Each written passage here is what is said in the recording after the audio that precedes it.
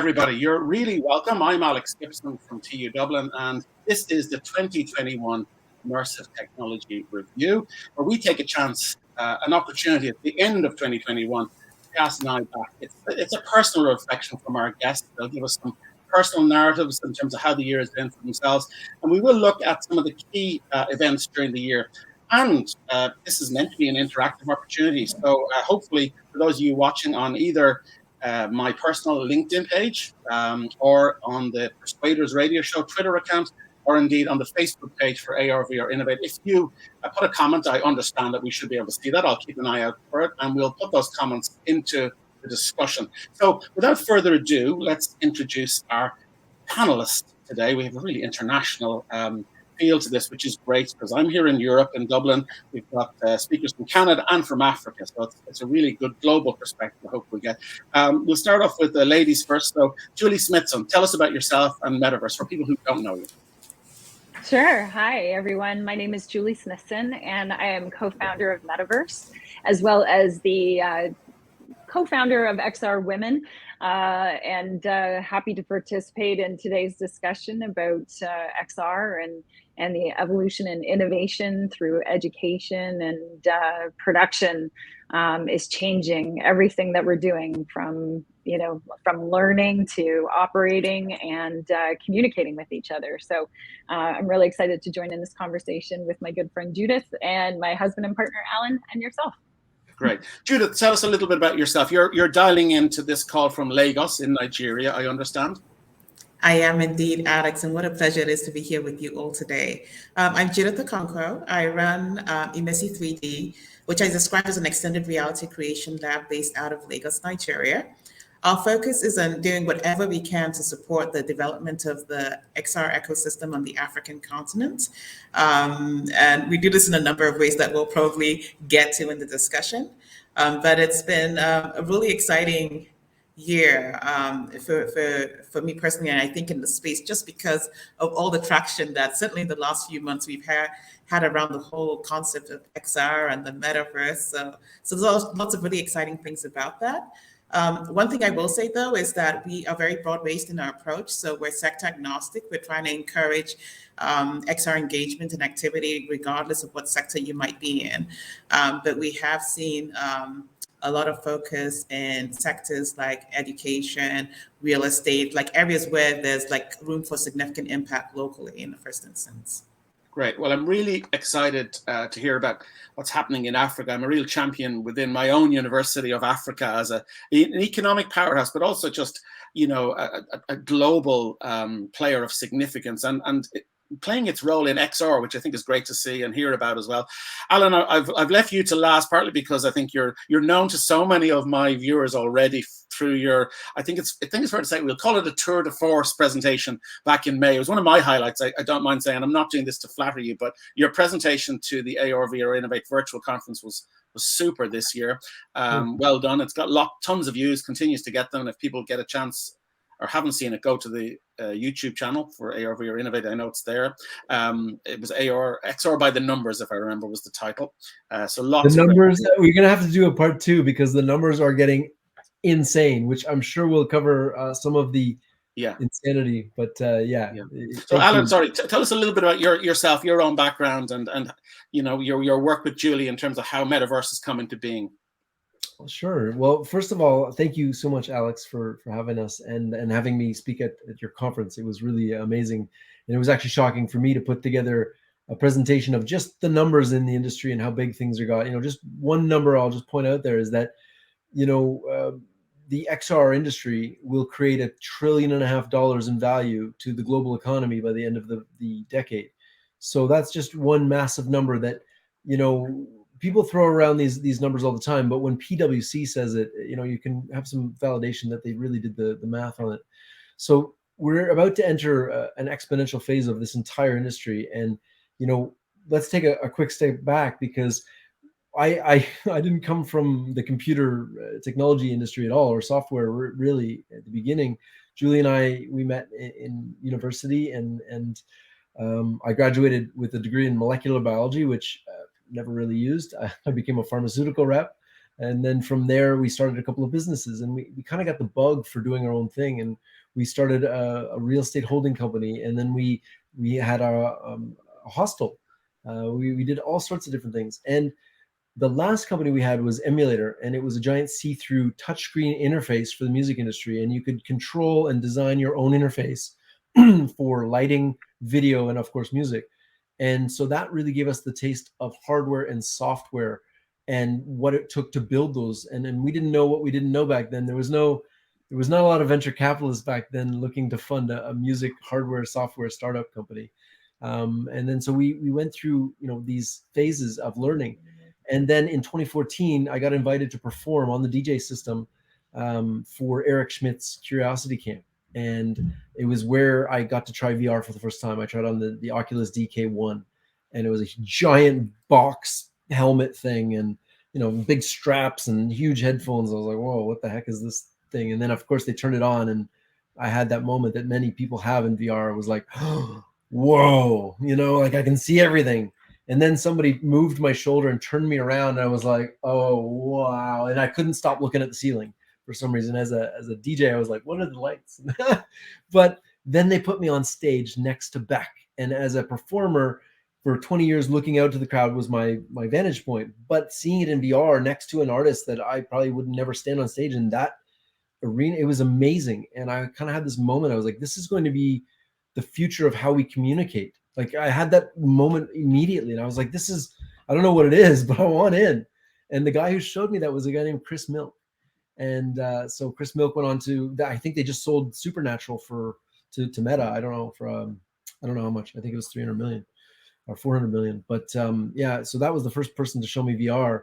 And from there, I was like, I'm in, I want to do this. And Julie and I, we started what became Metaverse. And we just said, we'll do everything. We'll do 360 videos. We'll just do whatever we think is VR. And it was like VR. And I didn't even know about AR at that point. Then I learned about AR, and then I was like, okay, well, it's going to be just XR because it's easier. And so Julie did the XR for Learning podcast. I did the XR for Business podcast. We interviewed everybody in the industry about what are they building, where's the value being created. And then 2 years ago, we met some people that had built a really interesting technology where they built a game engine, very basic at the time, only had a few buttons, but it worked. And it worked on the web. So you could take a 3D object, put it into an editor, manipulate it, hit publish, and it worked on your phone or on your computer instantly over a browser. And fast forward to where we are today, we've obviously improved on that product, and we launched it at AWE in 2020 called the Metaverse Engine.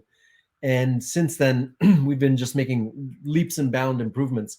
So I'm hoping to get into some of those, but also some of the use cases that are being developed around this. Judith mentioned real estate, but also medical being used for training. It's being used for marketing. It's across every industry and every vertical. So I'm really excited to share some of our knowledge around that. Thank you, Alex.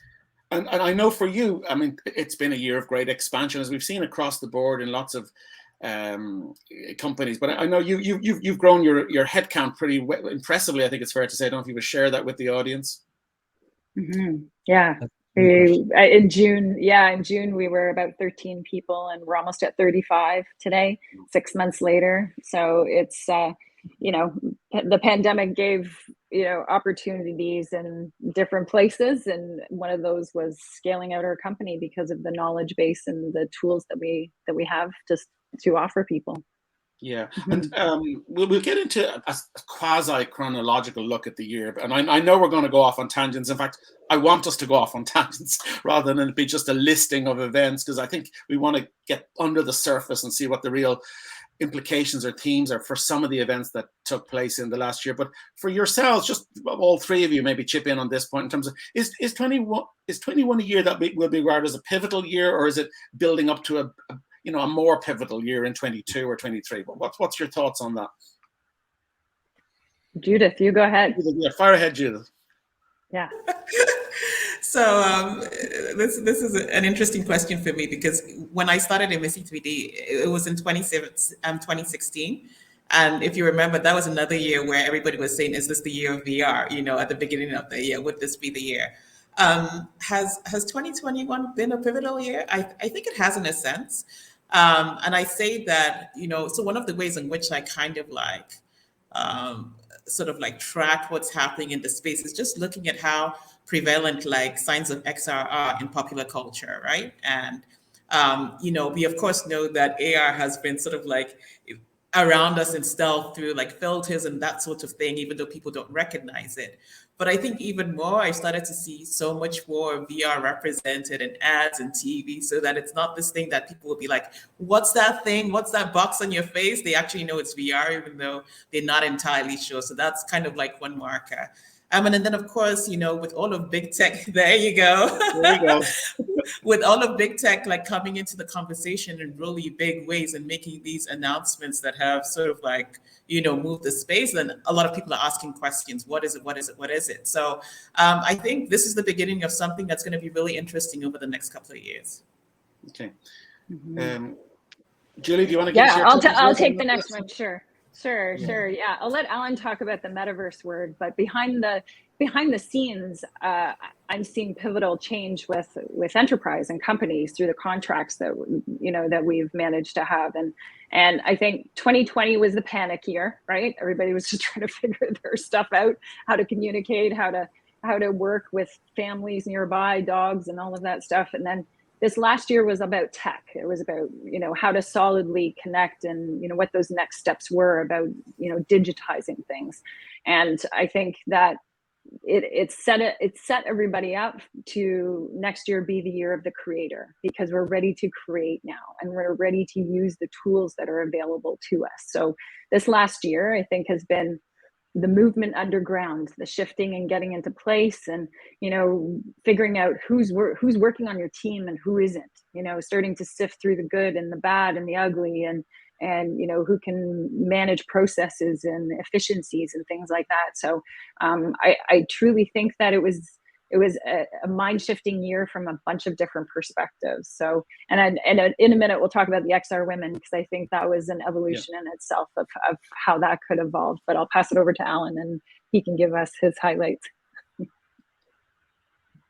Well, thank you, Julie. Great insights. I think what people have to remember is that we're in an exponential phase of these technologies, and the word metaverse has come up several 100,000 times. The last count we did was 320,000 in the previous 90 days. So that was about a month ago. So call it 500,000 articles have mentioned the word metaverse, 480 SEC mentions in filings.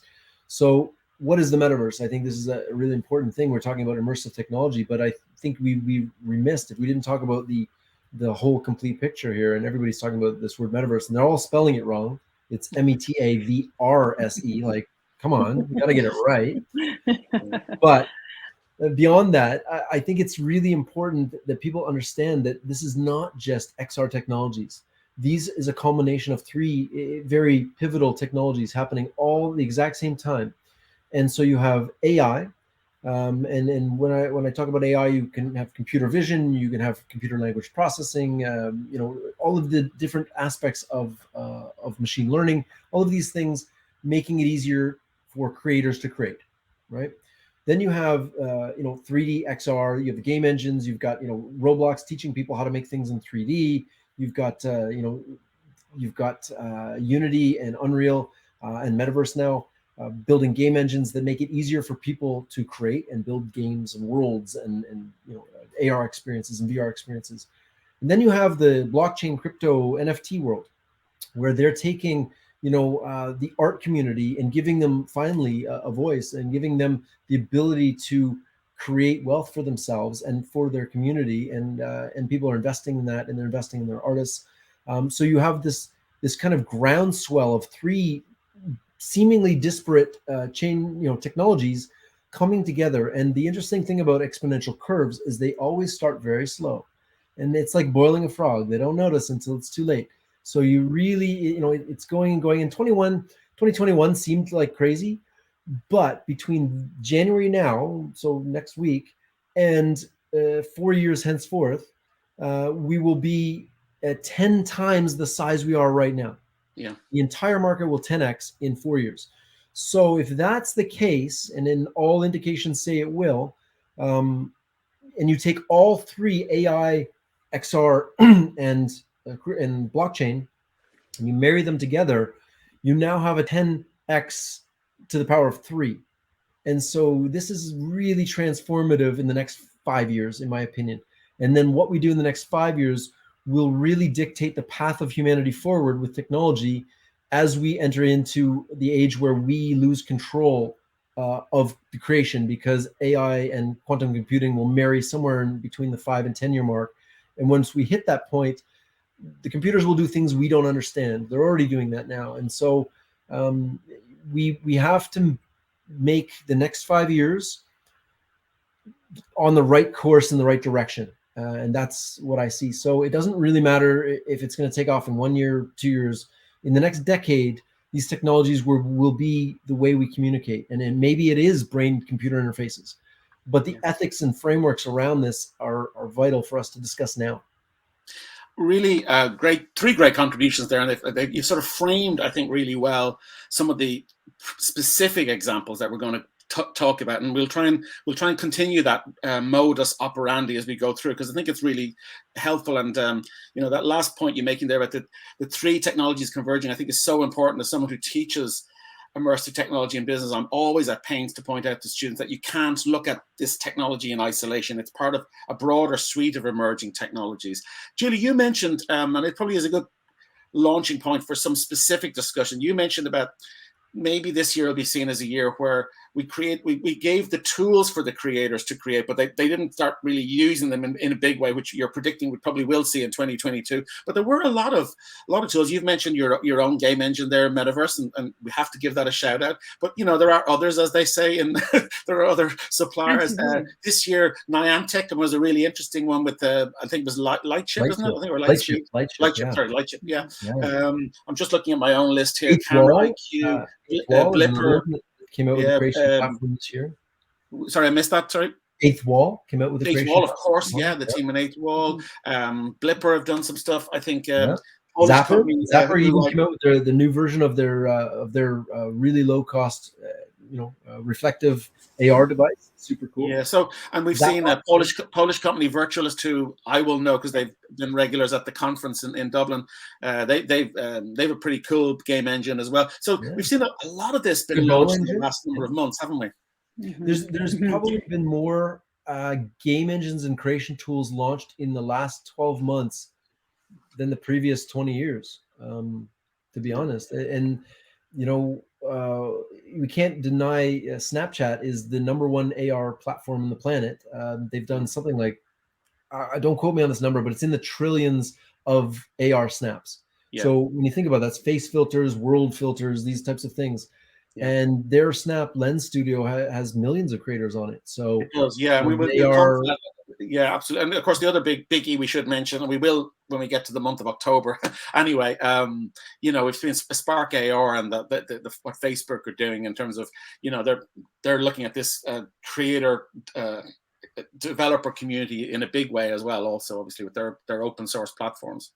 They really are. It has a lot to do. Yeah, it also has a lot to do with the code optional programs, right? Yeah. And this is where it opens the world up to everyone having access to design.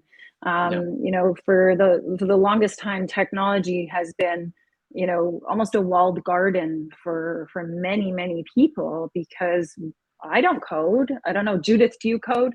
Maybe you do. I don't know if you do or not, but I don't code. Yeah. Right.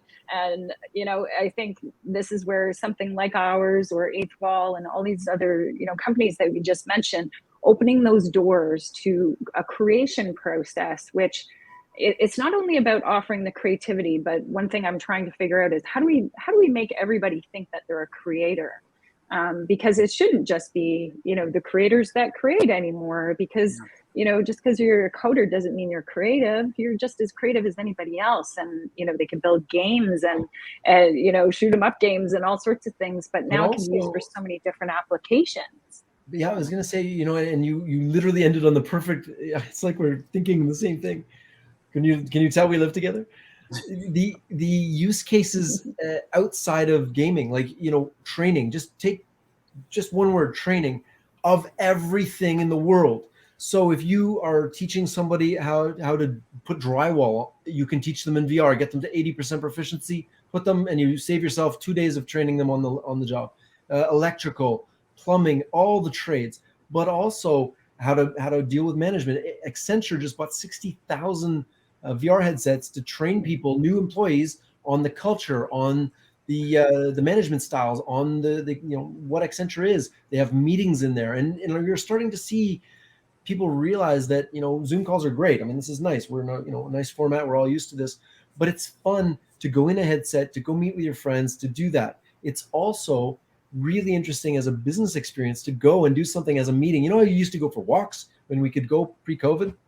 You could just walk with somebody, or go to a restaurant together, or do the social things.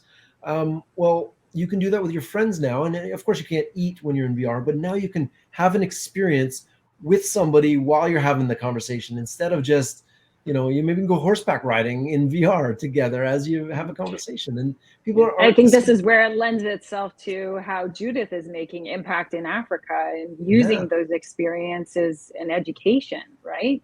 Judith, I'm really curious as an educator myself, and I used Zappar with one of my groups of students this year, and for a few years we had them, they're marketing students, business students, and they had to develop a use case for AR in a marketing, but we had them for the last few years working on Unity and trying to develop and getting highly stressed, let's be honest, because we were trying to give them just 4 or 5 hours of Unity training. This year we migrated to Zappar. I think next year we'll have to go to Metaverse, but we went to Zappar. But what was fascinating to me is how quickly, how easily, how coming back to your point, Julie, they realized, hey, I once the technology doesn't inhibit me and I can get around that, I can now start to be creative. So they came up with some incredibly creative strategies for some brands, and it was, to me, there was a real eye-opener in the last few months, just how these content tools really can open students' eyes to how creative they can be when the technology doesn't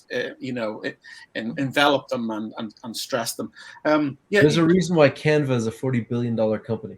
True. Yeah, it's a good point, and I guess you're hoping that you guys are the Canva equivalent in immersive tech. Is obviously a sweet spot if people can really be there. Why not? Can I quote you on that? Yeah, well, you can. Judith, definitely want to bring you into the conversation as an educator. How are you seeing? That does fascinate me in a continent like Africa with so much potential. Is AR and VR and some of the tools that we've been talking about there, which kind of leapfrog in a sense what has been a barrier. Is that what's happening in Africa, that you're able now to bring people to a level of proficiency that's pretty much on a par with globally and give them an equal playing field in the AR VR space? So I wish that was the case, and we hope that will be the case going forward. But even sort of just referring to, Alan, what you're talking about in terms of what will happen in the next 5 years and how these technologies and what we do with them will define the future of humanity. I believe that wholly as well. And that's why I think it's really, really critical that African voices are part of shaping what these technologies will be. However, that said, there are significant challenges to making that possible. A really obvious one is just the hardware. All the major sort of like XR companies don't sell their VR headsets on the African continent. That means that by the time I get my hands on, a Quest or, an HTC Vive, I would have had to go through the logistics of trying to ship it in from somewhere else. And by the time it gets to me, I would pay almost double what you would pay where you are. And if you consider the purchasing power of a lot of currencies on the continent, then you know that that's a huge problem. And this is kind of not even considering maybe the infrastructural challenges, the quality of, data and things like that will also impact these, internet-based activities. So I think that we have a long way to go to make sure that these technologies are accessible and inclusive, regardless of where you are in the world. And that has to be one priority that we see driving all of this traction as we start to see all of this explosive growth around it. In terms of sort of what's happening, I've always been a huge proponent of, XR for education. I think that, these are the technologies that will allow us to actually move towards SDG 4 as opposed to just talking about it. Because if you go to a city like Lagos, where I am, for example, and you look at the, let's say even in the secondary school system, If you look at the numbers in terms of population, if you look at the infrastructure in the public school space, you will easily have, up to 70 or 80 students in one classroom, and it's like basic infrastructure, tables, chairs, and a black or whiteboard. And of course, given the numbers, like I would say that if we were trying to advance things with traditional means, if we were trying to build enough brick and mortar spaces, if we're trying to train enough teachers, build enough like labs for the sciences, that sort of thing, the money just does not exist to do all of that. But there is, I believe, a viable shortcut using XR. And for me, particularly, I'm especially passionate about that being virtual reality, just for that possibility to immerse you in whatever environment we want to create and give you that learning experience that really will bridge the gap between what you have in your school, wherever it is, and what anybody else can have, in any part of the world, in any quality of school or in the elite private schools here. So that is the whole premise and promise of Labster. Labster was the promise of $1 million lab in your headset. Yeah. I believe that. I believe that. In fact, we did some work with UNICEF in 2019 where we were specifically looking at creating content for the Nigerian curriculum. And then deploying that like in a secondary school, and what we plan to do sort of like going forward is to now run pilot studies so we can actually determine the impact of using VR as a learning aid on learning outcomes. Because of course, everybody wants to know what the ROI is. They want to know how suitable it is in this environment. Like we have to have that empirical evidence to start to like shift, the needle in terms of like adoption in this space. Yeah. I think let's look at female participation in XR, because I know it's something that's really close to both of you, Julie and Judith, because you're involved in an association, a grouping. Tell us about that, and tell us about 2021 from your perspective. Has it been a year of progress for women in XR? Absolutely. I think, first of all, I guess I'll start from the beginning. About a year ago, myself, Karen Alexander, Sophia Moshasha, and Sarah Klein, we co-founded XR Women. And we wanted to create a place for women to come and learn about XR once a week. And we picked Wednesdays. And we partnered up with iLearn, which is the Immersive Learning Research Network. They had a campus on the Virbela platform. And for the entire year, 2021, we put on 52 events once every week. And I'm proud to say that Judith was our real world impact winner at the iLearn conference on behalf of the XR Women. So it was a great moment to honor her. But, to this date, we have over 400 women registered in our database who are working in XR. We welcome, every woman who wants to learn about XR. They don't have to be working in it. And it's become a community where we're there for each other every week. And it's grown, right across the world. Look at Judith, where she is. And we've got people in Asia and Europe and North America, South America. Australia tries to join in, but we're in the middle of the night there.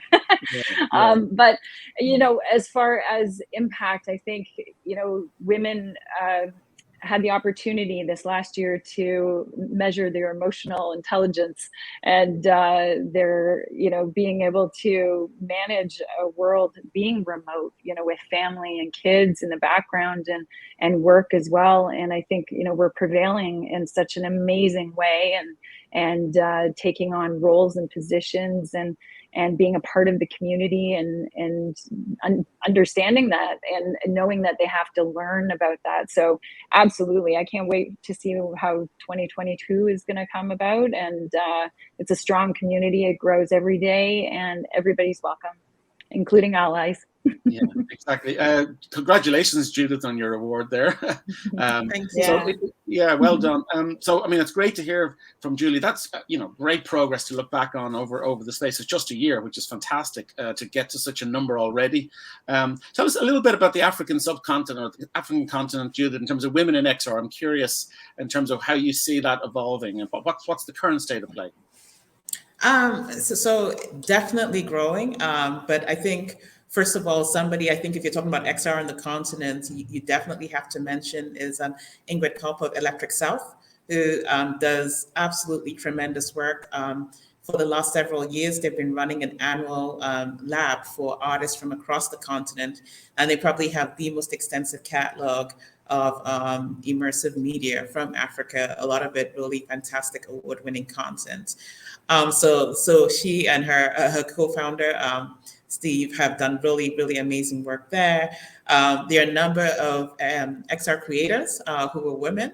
I think a lot of them so far you'd probably see in the space where they are straddling sort of like XR and a field like the creative arts or journalism or fashion, but have put really exciting content out there.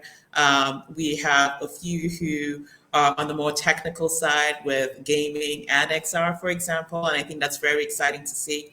But one trend that I definitely noticed in the last sort of like 18 to 24 months is more and more women who have started to, on their own, explore. And this for me is the most exciting thing, which is why tools like Metaverse and all the other tools that allow like no or low code, sort of like forays into the space are really fantastic. Because, if you've been to Nigeria, I don't know if anybody on this call has been, but Nigeria is very, very fashion focused, and sort of like that industry is huge here. So a lot with like virtual fashion happening, for example, a lot really creative there, a lot of people looking at beauty because that's a huge industry as well as sort of like the other sectors that we've been talking about in business, retail, etc. So exciting times. And I think we just have to sort of like marry that with more opportunity and access so people can really get stuck in. Great. Well, look, I certainly, for my part, very keen to get more voices of women in the conference and what I do. And I know, Alan, as you said there, Julie, you've got plenty of allies, which is great to see as well. And in fact, I think I remember one or two conferences got a little bit of heavy criticism during the year, which is no bad thing in terms of their lack of female participation. We won't name names, but on certain panels, etc. So, there's an awareness up there, which wasn't there maybe even 12, 24 months ago, which is great to see. Yeah, let me look at some actual events that took place last year, because I'm sure people are thinking, it's been a great discussion, but let's just contextualize. Last year in January, CES was taking place, and obviously it's a real question mark over what it's going to look like even a few weeks' time. I've never been, by the way, but I don't know if any of you guys have been to CES. But last year, there wasn't a lot of AR and VR there. That's my understanding. I'm just reading from my own notes here that one announcement, which I think was significant, we haven't mentioned this vertical at all so far, but it could be a big one, which is the automobile sector, which was last January. Panasonic Automotive introduced its augmented reality HUD at CES, and I think that's an example of where we may, a trend I think, where people may be exposed to AR in their daily lives, whether it's driving a car within the next 5 years, where they don't necessarily use the term AR in the same way you've mentioned, name checked already, Snapchat. Alan, where people probably don't see it as AR necessarily. It's just fun, it's filters, it's doing cool things. And that strikes me as an interesting area, that a trend that we might see more of from 2021, which is that AR seeping into what we do, but not necessarily named as such by the public, or even the industry itself isn't too worried about the name. I think the magic in technology is when we stop calling it something. Yeah, exactly. It just is. It just is, yeah, exactly. Mm-hmm. Yeah, or people use their own terms, and if they start talking about magic windows, to me that's fantastic. Great. It's showing they really have an emotional connection with the experience that the technology delivers, beyond the technology itself. Yeah. So another thing that happened in March, I'm just kind of looking quasi chronologically here, which I think is a good talking point. Vuzix and TechC announced a partnership to deliver AR remote assistant to field service technicians. Now that I think is an interesting story from 2021. It's just how much remote servicing got a fill-up because of COVID. It's one very clear example where immersive technology had a massive uptake in use case. I think it's fair to say remote servicing generally. Actually, TeamViewer acquired Upskill this year too. Yeah, that's good example as well. And Upskill, for people who don't know Upskill, I mean they specialize in this type of in enterprise AR solutions. I think is probably the best way of describing it. Yeah. So I think that was one area, was that just the COVID overall. Let's maybe stop and pause for a moment, just in terms of areas where COVID, you thought, okay, there is a silver lining to this from the industry's perspective. There's one example, remote servicing. I think we saw real growth in it. Any other perspectives on this, whether it's VR or AR, where there's been a sort of rocket booster for a particular vertical or sector because of COVID directly? I think real-time communications platforms, for sure. We wrote a guide called the XR Collaboration Guide. It's xrcollaboration.com. And we wrote this guide with Qualcomm and Accenture and Deutsche Telekom T-Mobile. And the idea was to pull it all together as a complete guide on how to use XR collaboration tools. And we made an industry landscape in 2020, in March of 2020, April 2020. And it was about 67 companies on that list. And then this year we redid it in March again, and it was 210 companies this year. So we had an explosion in real-time communications platforms. You had, companies like Spatial raised 25 million. They just raised another 25 million this year. So you started to see kind of, great potential in collaboration tools. Now Accenture's, doing this themselves internally.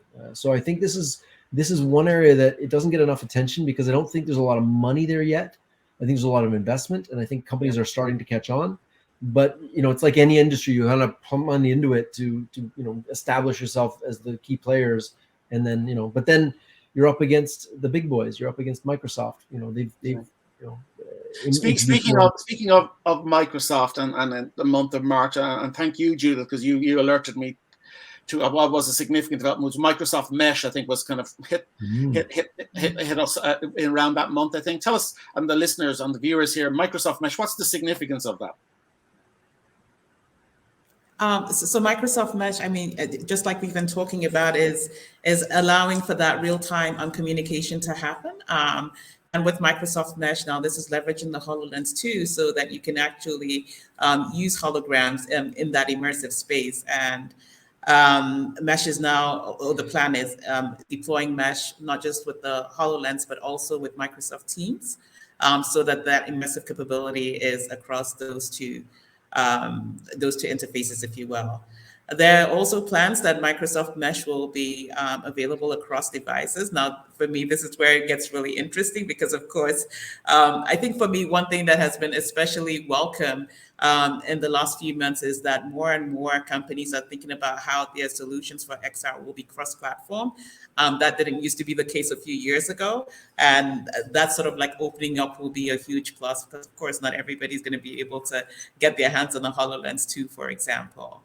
And then, of course, Microsoft also owns AltSpace VR, which is one of the leading social VR platforms available.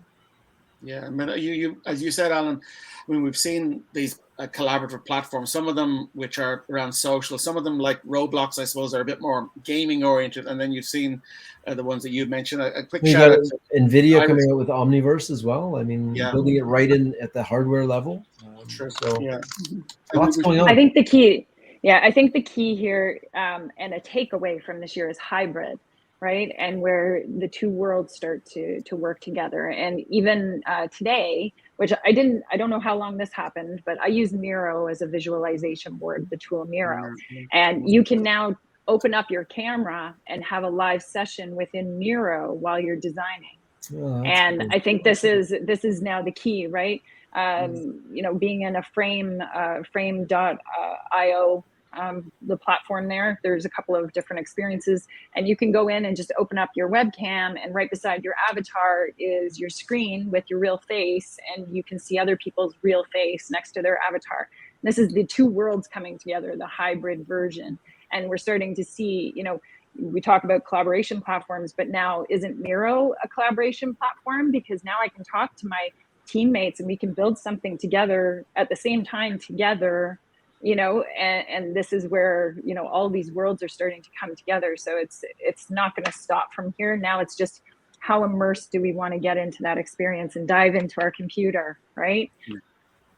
Well, I'm trying to find tenuous links between what you say and my next item, which is actually about diving in and the link between the physical and the virtual. One of the interesting events that took place in April, acquisitions, and Alan knows more about this than I in terms of been so many acquisitions this year. But an interesting one was VeerZoom announcing the launch of the VZ Fit virtual reality fitness app on Oculus Quest.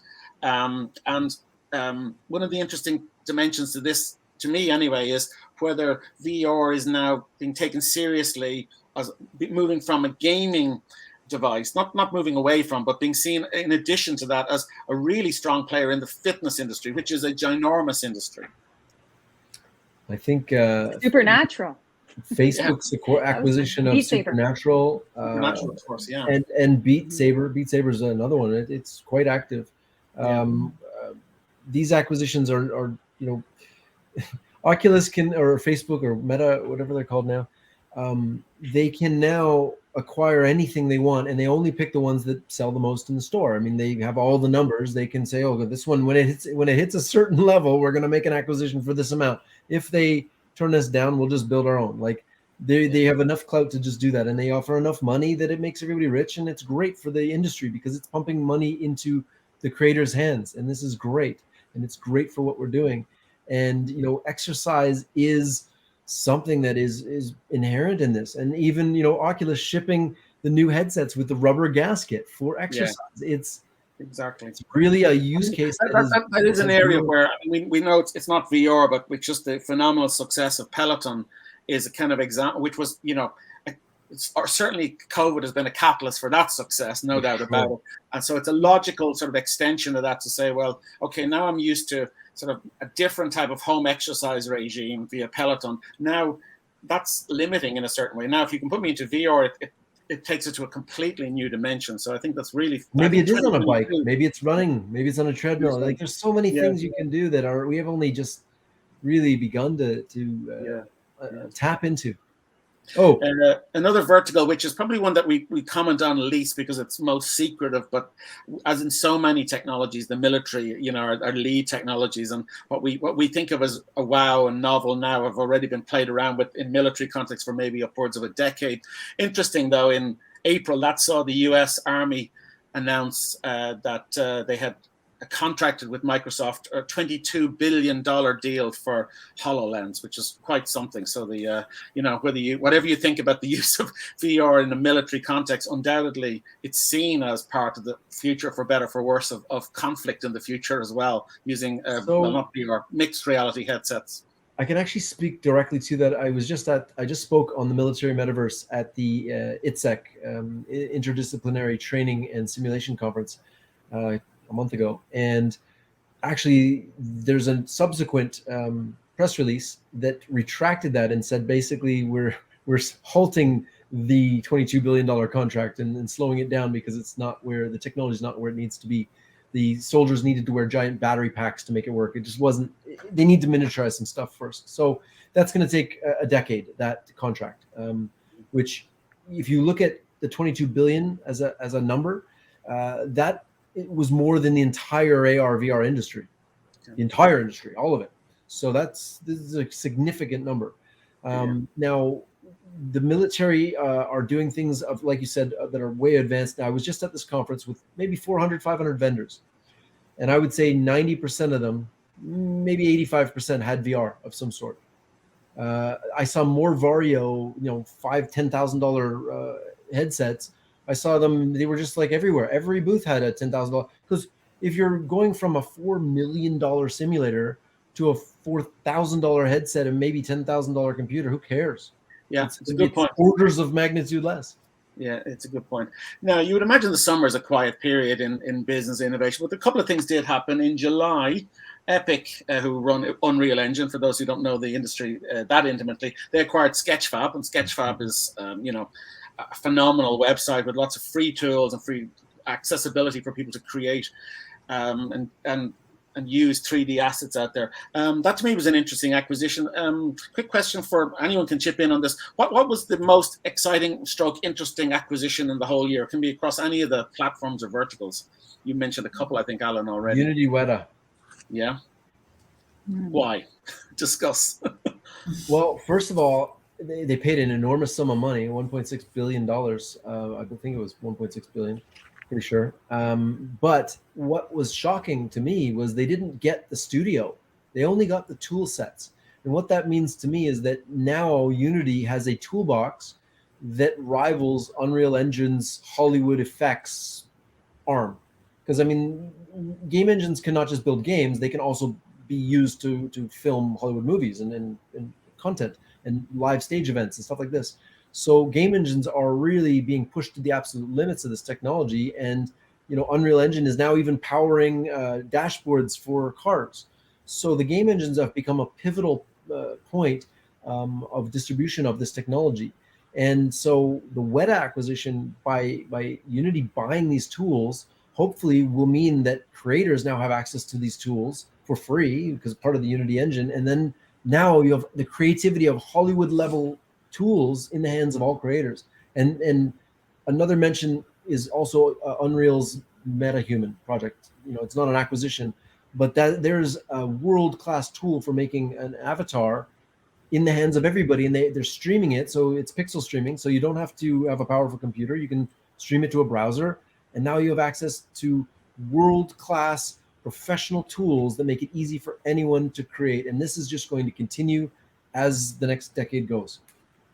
Fascinating. Judith, you in the pre-broadcast notes, you mentioned July for a couple of reasons. The African delegation and the Laval Virtual. Laval Virtual, for those who don't know the sectors of, it's probably the world's longest running conference in VRA, or I think in a small village outside in France, not too far from Paris. It's been running nearly 30 years.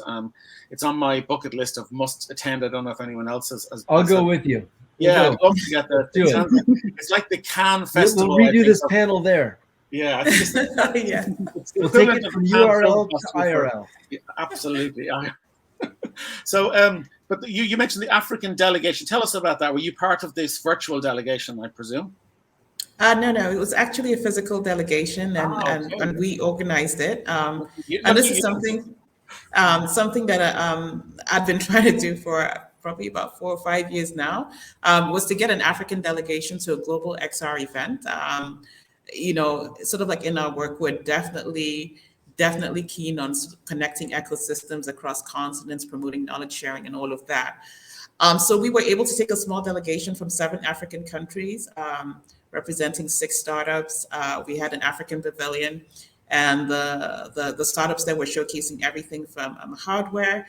So there's an XR startup out of South Africa called Eden that has a sort of like a headset for exhibitions that they were showcasing through to startups that were doing things for education, for digital conservation and all, and really looking at ways in which, partnerships and co-productions could sort of like come out of this event. So really, really excited to finally make that happen several years later. Well, I'm delighted that happened. I think we're frozen there. I think we were frozen momentarily there, but I think we're back. Which is Max headroom. We're good to go. We have a comment coming here. I'm going to try and let me see if this will work. Here we go. Okay, from Sandeep Kanirasan. He has a question, so let's do him the honor of answering it. He asked, will AR VR be divided into 2 worlds, like the mobile world, which is split into Android and iOS, or will there be an open source world that is not controlled by a few organizations? Well, that's a big question. We've only, but that is a big question. That one. There already is a divide, Android and iOS. It'll still remain that way. And if you wanted proof of this, you can go to the Kronos Group, which is the standards body and organization, which is we just joined as a member. And the idea is that we want to pull everybody together, so we create 3D assets that work on anything, on iOS, on Android, on a headset. It doesn't matter, right? And so the idea is you want interoperability like we have the web now, right? But Apple is using their Pixar standard of USD or USDZ, and the rest of the world went to GLTF, including Sketchfab. And so, the model formats wars are on, I guess. It's VHS versus beta, and both have their merits for sure. But I think that splits down the Android and iOS, and I hope that answers your question. But I think that's going to remain for a while.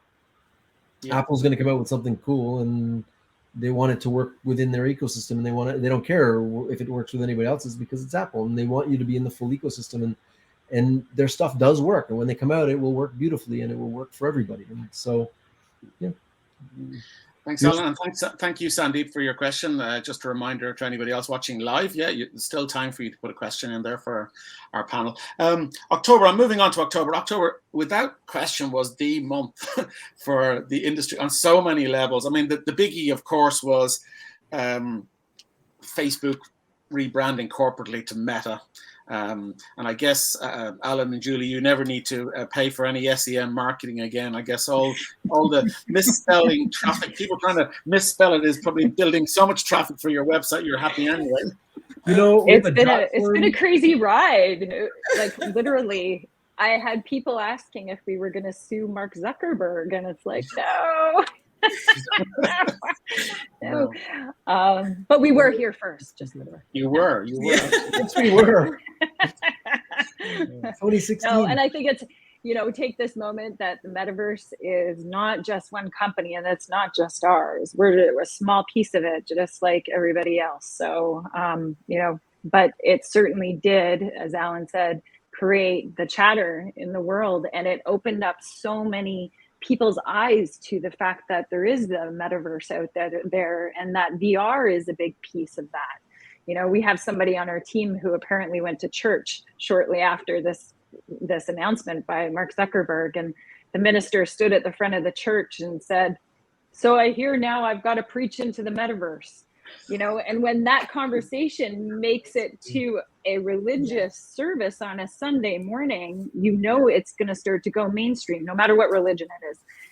But that significance of him calling it the metaverse and introducing everybody to the technology has now, not just for our company, but for everybody, there's metaverses everywhere. There's verses, there's metas, there's all sorts of things. And, coming back to, Judith, maybe this is going to be a huge opportunity for your country to have more access to these headsets because of the mainstream news announcement from the rest of the world that these headsets could flow a lot more naturally into your continent because of that news. And I think that it was definitely a pivotal moment this last year of that announcement.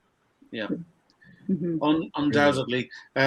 Let's talk. I mean, quite a few things happened in October. We saw Snap LensFest Developer Conference was on then as well. There was a lot of announcements. I'm a big fan of what they're doing because of my personal interest in AR, VR, in marketing, and particularly AR marketing. They've made the authoring tool so much easier. I'm actually looking forward myself to trying, to play around with them. And I think they really get the marketing opportunity. I think it's fair to say, in terms of how brands can interact on the metaverse. I don't know if the panel want to comment on that. But they are as a brand, it's been a great year for them, 2021. They are dominating that market. I mean, just if you're, marketing to somebody 14 to 25 or whatever their age range is, they're on Snapchat all the time. And they just came up with an avatar filter the other day. It was awesome. Right. I didn't mind it. I was like, oh, that's cool. It looks kind of like me in cartoon. Yeah. So it's just, their face filters are the best in the world. They've spent a lot of money investing in this technology so that it's easy for everybody to use. And another big acquisition was Wikitude by Qualcomm. And that's an interesting thing because Qualcomm a few years ago sold Vuforia to PTC. So they had a game engine, then sold it, and then bought another set of creator tools. So who knows what's going on there? Yeah, and I know that the Wikitude guys, they've been to the AR VR Innovate conference when they were a tiny company, and great to see, great to see them. Martin team, right? Yeah. So, and in October, just a quick mention to a couple of local interests as well. I think it's fair enough. An Irish company that are definitely worth watching, and they were featured just in recent weeks. I think from October is Irish company Volograms, which I think you guys may know of, who have the Volu app, which has really been getting a lot of interest. If you're not familiar with it, do check it out. It's just really great proprietary technology to allow people using just a single mobile phone to create a volumetric hologram effectively and play around with them. So really cool app and getting a lot of interest, which is great to see. In October, Magic Leap also announced an extra 500 million in funding and shared new images of its Magic Leap 2, which is, I suppose, on the horizon. They were quiet in 2021, I think it's fair to say, but they certainly haven't gone away. I think 2022, we're going to hear them bounce back in a big way. Peggy made some some announcements and things this year. They announced version 2. I got to see it. I'm sworn to secrecy, but I got to see it. It's nice. I can't say any more than that, but it's very nice, and I think they're going to have a really good 2022 and beyond, because now they have shrunken the form factor. It's better in every way, but they also have narrowed their focus, and this was the problem with Magic Leap. They figured they just could keep raising money, and they needed a 10-year roadmap, and they burned through a 10-year roadmap in like 6. So the idea is that it's going to take time, and by focusing on, I think they're focusing on medical verticals now, and some engineering verticals, the verticals that they should have been doing at the first, instead of consumer plays. And I think that will really help drive value creation, because really at the end of the day, if we're not creating value with this technology, it's not going to stick around. You can have all the face filters in the world, but unless a brand's willing to say, hey, that's cool, I want to pay to put that on there, then it doesn't, it's just a toy. And so, what we've seen in 2021, 2020 even, is the real beginnings of value creation across the enterprise. And when I say the enterprise, it can be, consumer facing as well, but things like, industrial training in medical devices. These are things that are really required during a pandemic, and that really exploded. And also being able to create virtual worlds. You just saw Nike acquired Artifact like last month, which I'm sure you were going to get to. I apologize. But also you're seeing brands build in virtual worlds now. And I think the combination of AR, VR, virtual worlds, gaming, crypto, NFTs, AI, all of it is converging together. And it all really comes down to 3D, 3D assets, 3D, creation, AI and machine learning and tools like this, and computer vision and natural language processing. And then of course, blockchain, and being able to own those assets and transfer them across worlds and things, and maybe just own them. And a prime example, somebody told me this and I thought it was genius. They said, if I spend, let's say I spend $1,000 on Roblox and Robux, right? I buy Robux and I build all my things, and I get all this collection of really cool outfits and power-ups and whatever. Well, now I'm 15 years old and I want to move to Fortnite. I've got like $1,000, or maybe it's worth $5,000 now, of stuff that I've collected that there's no secondary market for. So, and I don't own them. So now they just goes away and all goes in. And that's why, Roblox is a $60 billion company today, because there's no real way to get value out of it. You can create value for the platform, but never take it out. And so you're going to see NFTs really open the market for 3D creators to make a living, a good living. And that's really exciting. And artists being able to create something and then have a piece of the resale value of that. So if I sell it to, I'm an artist, I create a piece of art, I sell it to you, Alex, for $1, you sell it for 10. Well, in normal art worlds, I don't get a percentage of the subsequent, the buyers do. But in the NFT world, I can set the percentage of the royalty that I want in perpetuity. This opens up enormous things for the digital world, and also for physical being attached to digital, and the metaverse in general. And people are going to want to have places where they can show off these goods that they've bought, these digital things. So they're going to create virtual worlds. It's a huge topic. I mean, we could have dedicated the whole show to NFTs, because in addition to metaverse being one of, the word of 2021, certainly NFTs became one of those words that were on everybody's lips, even if we don't fully all understand them to the degree you do. We all know they're important, and we all know we need to study them. That's for sure. November saw an interesting example of what you were talking about there, this merger of emerging technologies fusing together, particularly AI, computer vision, and AR, which is Niantic. And it was in November at their conference, their developer conference, where they launched Lightship with a 20 million developer fund. I found that just fascinating. I watched the whole conference and just watched how powerful the technology that they were effectively open sourcing to everybody. It was just a phenomenal example of where they're saying, unleash the creativity of the universe and create value. Coming back to your point, Alan, like the creators within the companies or their agencies, they are better placed to understand where the value can be created. There might be a lot of hits and misses, but they're giving people the tools to do that. And I think one of the key points, Alex, to just hammer home on that, because you need to be able to hit and miss fast. and that's okay. You need to be able to just build something, test it. If it fails, don't spend too much money, move on to the next thing, try something else. And this is the rapid iteration being enabled by the tools being easier is really going to create value faster, because people can just test, iterate, drop it if it's not creating value, or move on or expand it. And so that's to your point, 100%. I mean that to me is just someone as an educator with students where we're playing around with some of these tools in the last few months. That was one of the key outtakes for me, is just how quickly they can create something. Yeah, it may be a disaster, a flop, but the downtime is low, the opportunity cost is low, and they can move on and just keep iterating quickly until they get to something that fits what the customer need is, which is really fascinating in this space. It's a huge piece of sustainability for companies and products to be built and thought of and innovated, right? Yeah. So Judith, bring you back in here, Judith. We haven't heard from you for a little while, just in terms of your overall reflection on some of these virtual worlds, and I'm curious about how they're seen by the youth. I mean, Africa is the young continent by definition. Is by far the youngest continent in the globe. You mentioned a moment ago that fashion is a big sector within there. So I'm just curious from your own observations of some of the things Alan's talked about there, NFTs and Roblox. I mean, are these virtual worlds and in a country like Nigeria, is it a big interest among young people as a form of entrepreneurship? Do you get that sense? So I would say the blockchain is more of an interest right now than the virtual worlds per se. If you're sort of like, if you watch the cryptocurrency space, you probably know that I think Nigeria is the third ranked market in the world for transactions when it comes to cryptocurrencies, for example. And certainly when it has come to NFTs, that has just been revolutionary, as Alan has said, in terms of what has enabled for creators. And creatives on the continent now have this avenue where,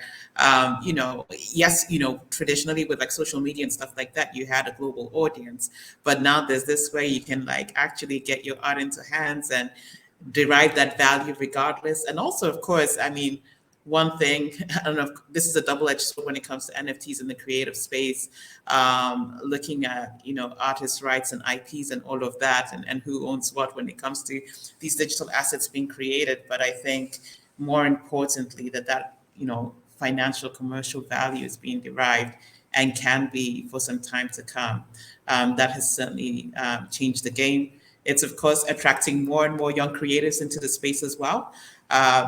But you're balancing it, of course, with those sometimes rather high gas fees for some of those purchases when it comes to the NFTs and all of that. But it is a very, very exciting space, and I think that it's one thing that is introducing a lot more young people into certain elements of the metaverse, if you will. In terms of the space more broadly, I suppose one of the things we will always sort of like wonder about is what the access points will be. Traditional VR right now is limited, just because of the hardware and all of that. The 2D interfaces, things like Roblox and say Fortnite. I think there's like a certain demographic that whose children will engage in that space by default, and of course they're in there. But gaming. So gaming traditionally does have quite a following here, traditional 2D gaming. And I think that all that will be built and layered on that for the metaverse will help to encourage more people into the space. But I will have to keep thinking about what the platforms will be, for distribution, for access, because as there are more and more opportunities for people to create with some of the tools that we're talking about, the question will be, who are they creating for, especially if they want the audiences to be local? So what does that look like? And what opportunities will we have to create the platforms that will be owned locally and will enable that to happen? Really good point. And on that point, the final sort of newsworthy event of the year that I wanted to put into the mix, which is actually related to what you've just been talking about there, was in December, which was Horizon Worlds, which was in beta for Facebook, is now available in North America, which means I haven't been able to take a look at it, nor you, Judith.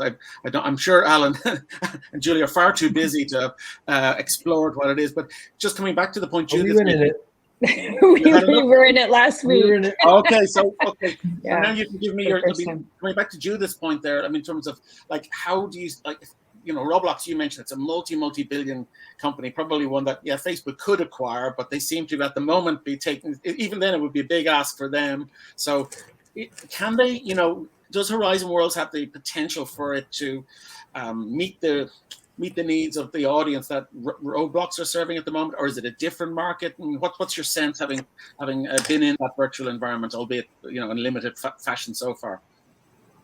I think it's really pretty. Avatars are nice. It was easy to get into, and it was fun. It was entertaining. I went and played laser tag with some people. Just randomly went into a room, started playing laser tag. That was fun, and it was very cartoony, and it was just a fun time. Yep. When we met with a bunch of friends, and it was There's too many of us. Yeah, there was too many people in one room. And was this? Did you access it using a VR headset, or can you do it? Or is it? But it can be hybrid, I guess. Coming back to your it's only VR. It's only VR, okay. Only VR, so it's not hybrid, which is it's actually kind of good because you're walking around, and everybody's in a headset, which is kind of cool. Yeah, it's only on. I don't think it's even available on the old Oculus One, the Quest One. I think it's on the Quest 2 only. But it was good. It was a great experience. But Rec Room also just raised $112 million, something like that. So Rec Room, I think, has a huge following and a huge creator base, and so I think they are positioned as well as Altspace or Facebook Horizon to dominate that space of that game world. Yeah, that's definitely this isn't a preview of 2022, but if it were, that's probably one of the big stories we'll watch next year, is how those sort of battles of the virtual worlds play out. I would say maybe if Facebook might buy Rec Room. Actually, that would make a good acquisition. I'll predict that one for next year. Okay, we'll make a note for future reference. I should have asked you to make 5 predictions, and then we come back to next year. We'll make them on the fly here. Yeah, well, maybe just have a think as we're going. Now, we've gone chronologically through the year. We didn't talk specifically about hardware. I mean, it wasn't necessarily a year where there was kind of like, I don't think any wow development. Couldn't show anybody. Everybody's locked in their house still. Yeah, I think that's a big factor. I suppose it was the back end of 20 was Oculus 2, wasn't it? So 21. I'm just looking here at my own notes. In May, and they were involved in my conference and promoting at the time. Hewlett Packard, the G2 Omnicept was launched. That's a pretty interesting piece of tech for enterprise, particularly the higher end version has got eye tracking in it, which we could talk a lot about eye tracking because it's definitely one of those dimensions to VR headsets that will be important in the next year or two for a lot of reasons. I think it's fair to say eye tracking. So one to watch for 2022. I think whoever nails proper foveated rendering in a mobile, like Oculus has got to be working on it, because imagine if you only had to render real time what you're looking at. All the other stuff is extraneous, and you could do it at low res, which is how Varjo is getting away with such great resolution. But if they could do that with the Quest, Quest 3 with eye tracking and foveated rendering, then they would be able to reduce rendering speeds or rendering load by factors of 10, maybe 20, I don't know, times. Yeah, so that's definitely. And all of these headsets coming out, and how fast they're going to process and stuff, and then one thing that with a couple of my team members were, we took that step back and doing something simple like just an overhead display on a pair of glasses, of being able to count something or scan a barcode just from your glasses.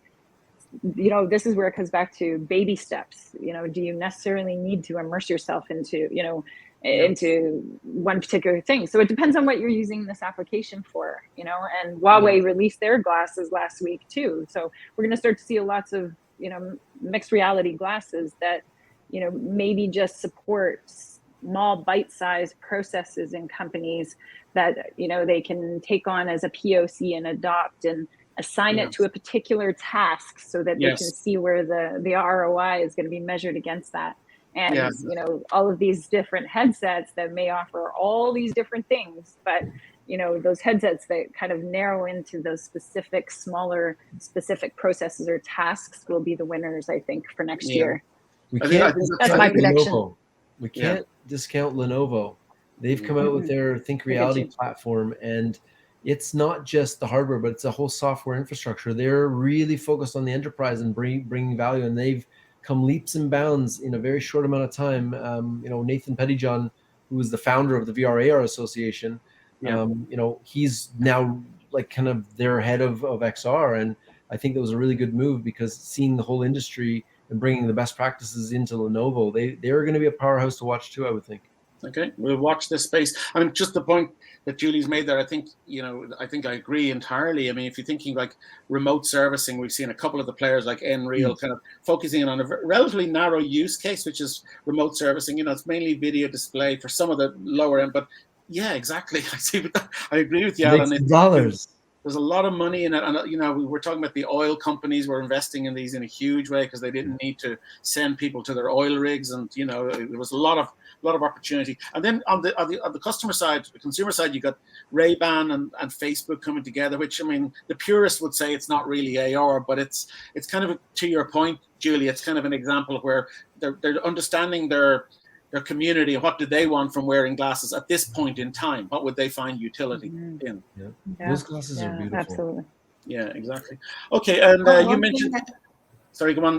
Go ahead. No, I just wanted to say one thing that I would say alongside Julie's point is that certainly with the businesses here, there's a lot of curiosity about what's possible with XR, and because there's a lot of curiosity, but not a lot of certainty about what direction they want to take the technologies in internally, there is then that search for the sort of like the headset that gives you the broadest range in terms of what's possible, what you can play with across different sectors. So just some of the examples of some of the companies that I've talked to might be in the telecommunication space or some more high-risk environments, and they will say, well, we're thinking about XR for maybe training, of the engineers or, of folks on the side. But we also want to think about it for the people department, and we also want to see if we can do anything with it for CSR. And so just because I think particularly in locations like this, where it's not just a question of going down to the store to pick up a headset, that there will be that market for headsets that give you a broad range of possibilities as opposed to them being actually specific. Yeah. And I think you mentioned, Alan, I think, is it pronounced Varjo? It's the Finnish headset, Varjo or Varjo, yeah. Varjo, thank you. Yeah, I've not had the chance to try them, but I do hear great things about them. And they're at the high end. You got to fly an F-18 fighter jet with that on, and I could see every button knob crystal clear. And I've had them on before, and before you could tell there was like a square around the foveated area or the really high res area in the middle.